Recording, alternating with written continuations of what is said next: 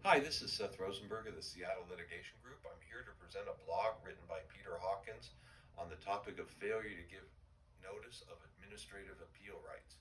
When an employee has tenure or may be terminated for cause, the employee has a property interest in public employment. Due process ordinarily requires the opportunity for a hearing in connection with a deprivation of that interest, such as termination of employment. There is often a statute or regulation that requires the employer to provide a written notice of the right to appeal the employer's determination.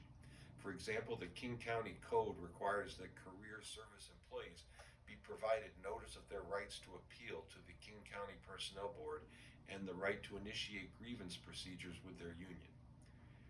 If the employer is required by law to send this notice and fails to do so, the employee may be excused for failing to properly or timely appeal the determination. At least one court has even gone so far as to require an employer to give notice of rights on appeal even without a statute or regulation requiring them to do so. Normally, if the employee's rights on appeal are set forth in public statute or regulation, the employee would be deemed to know the law and could not complain that they did not know their rights because they did not receive notice of them. However, there are instances where a legislature has superseded this common law principle by requiring notice to the public or the specific parties of specific legal rights.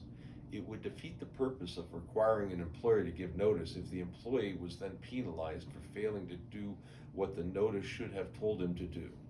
The critical and controlling fact is not the alleged lack of diligence on the part of the employee, but the flagrant violation of the regulation by the employer in failing to give the petitioner notice of her appeal rights in the form and manner prescribed by regulation.